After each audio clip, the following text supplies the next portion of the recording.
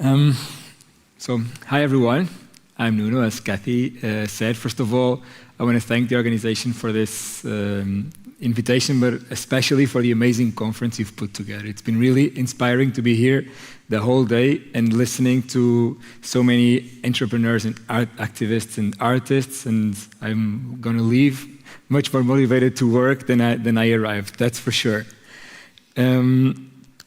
So I would like to start by asking for a show of hands. There's not been too much interaction today between speakers and audience. Who knows what this is?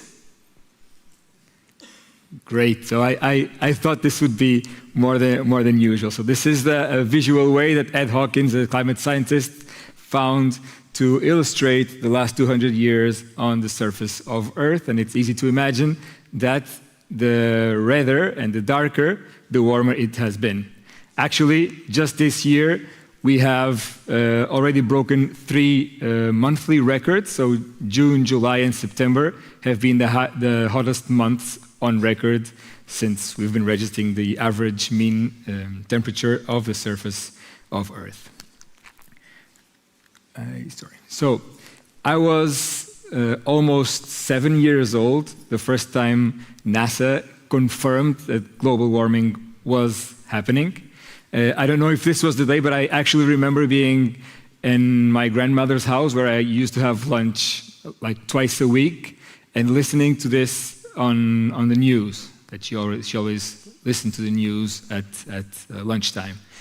And immediately then I felt an urge like, okay, there's something that's got to be done around this, otherwise we're all going to drown. Why don't we have a solution yet?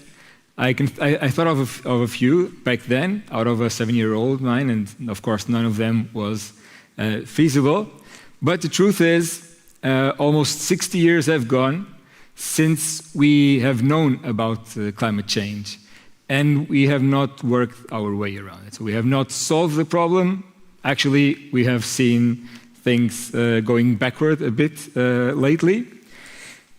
And we have added other problems. So it's not only about climate change. We can talk about several other challenges that we need to tackle as a society, right? We can talk about resource depletion, pollution, inequality, discrimination, war. So there's a lot that we have to do and that we need to work on. We don't have a solution for that, but we know that for most of the problems, at least there's a common need in the solution for them. That is money. Whether we like it or not, or we like to talk about it or not, we need money to solve most of our problems, and it's still money, quoting Liza Minnelli, that makes the world go round. So the question is, what do we do with our money? We all keep it in a bank account, right? So some might be invested, some might not be invested, but we keep our money in bank accounts. And the thing is, most of us don't actually realize that when money is sitting in a bank account, it's actually being used. So it's not like it's just sitting there until you use it to invest or to purchase whatever you might need. Money is being used by banks, and probably it might be used in financing activities or projects that you are not particularly fond of. There's a study called the Carbon Bankroll Report that was launched last year, which is a really interesting study. I would invite you to read it, because there's a lot of interesting stats about the footprint of money, people's money, corporate money, all the money that is in a bank account.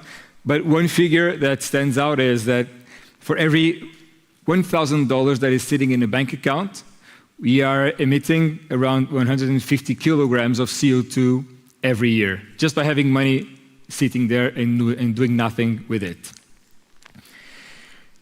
Now we know that we need from $5 to $7 trillion in order to achieve the Sustainable Development Goals. This is the UN's estimate. The sad news is it's a lot of money, and even sadder is that this number is growing bigger every year. So when I started my journey as an entrepreneur, we were talking about 2 to 3 trillion. Now we're talking about 5 to 7 trillion. This means we're not allocating resources enough in solving these problems. But there's also good news. We know that there are more than $9 trillion sitting on European households' bank accounts, and the figure for the US is around $11 trillion. So there's money enough to solve our problems, and we're not even considering corporate money or institutional money here. And we also know that the younger the generation, the more they are willing to put their money where their mouth is and invest in causes that they believe in and invest accordingly to their principles. So what do we propose as Goparity? We propose empowering people to use their money for good. And with for good means using money in helping humanity accomplish the sustainable development goals. Because of all the frameworks there are, we believe it's the most widely recognized one.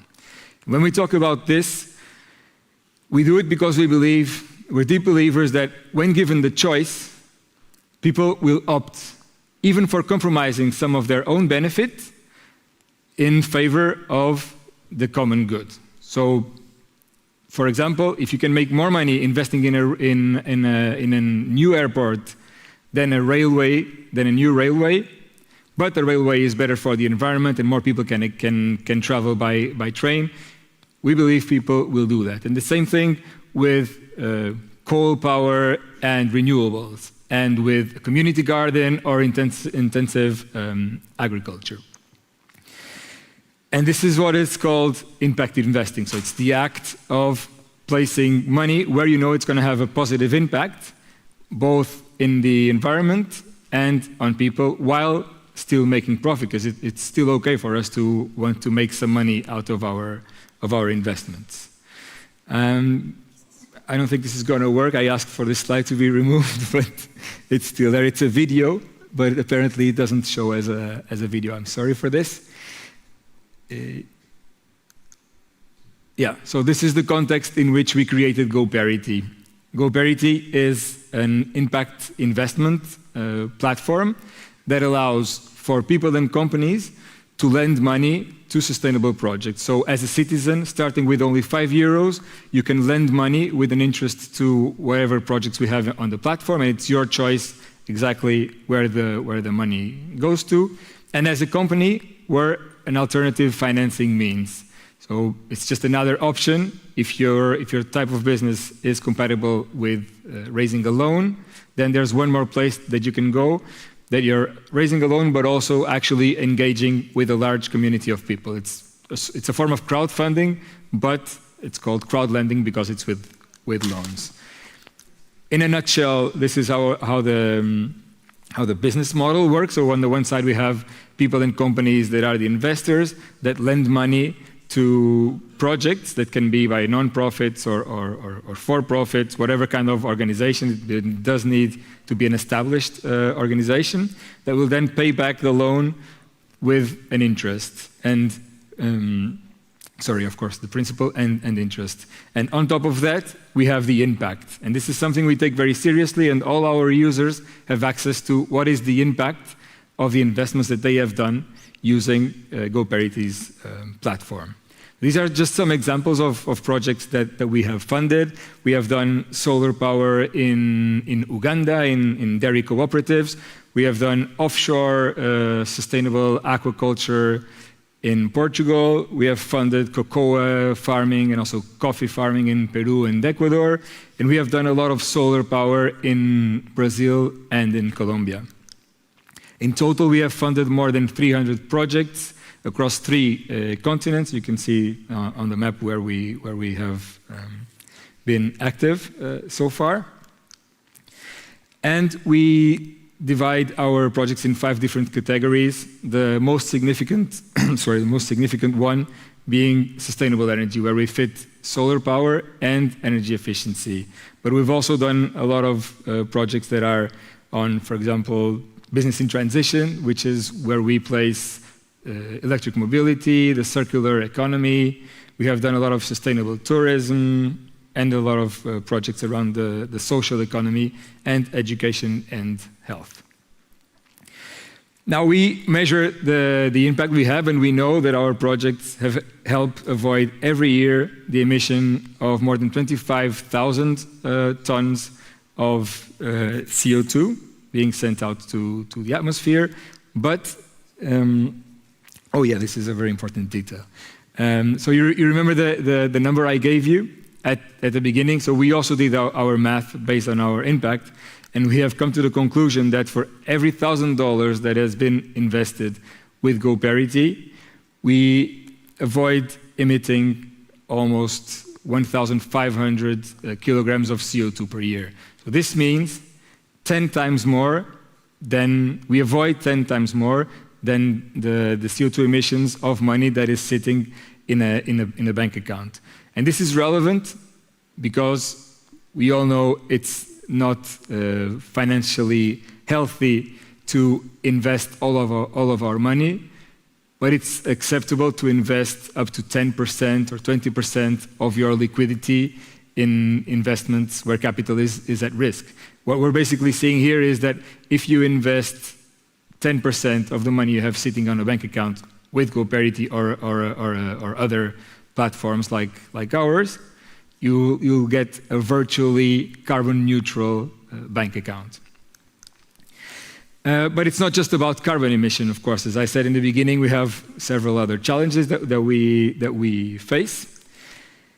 We also monitor the clean energy that is produced by our projects, and we know that we help generate more than 20 gigawatt hours every year of renewable energy. This is enough to power more than 10,000 European households.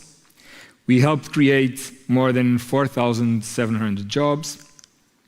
We have directly impacted or indirectly more than 88,000 people in vulnerable situations. And our projects have helped sustainably manage almost 1,500 hectares of land or water. So far, we have invested almost 30 million euros. We're about to break that, and we have a community of more than 43,000 users from 72 different nationalities. To finish my presentation, I'd just like to share a quick story about one of our projects. Because we're all digital, and of course we work in the digital space, but we're funding projects that are real and that are being put in place.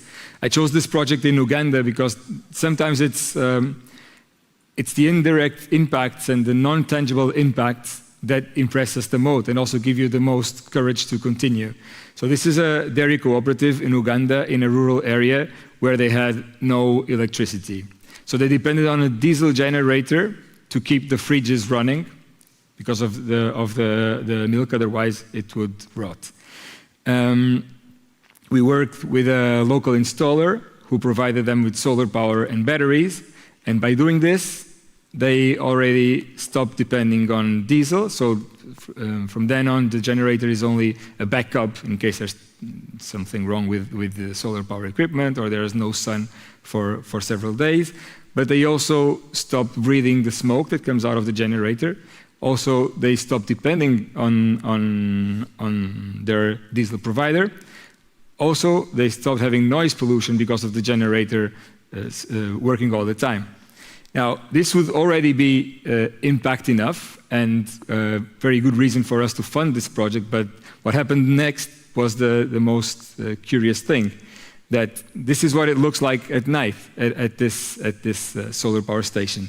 And as you can see, there's a fence and there is light, and this is all just for security and safety reasons. So in one of our conversations to monitor the impact of the project, talking to the installer, he told us that this is the only source of public light available at night.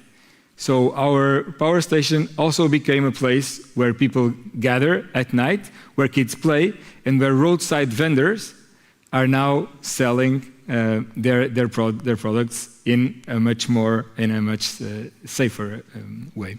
So this was just to tell about the the unforeseen benefits of this type of projects.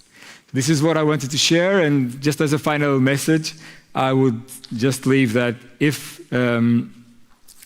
we might be doing everything right, but until we choose the way our money is used, nothing will change.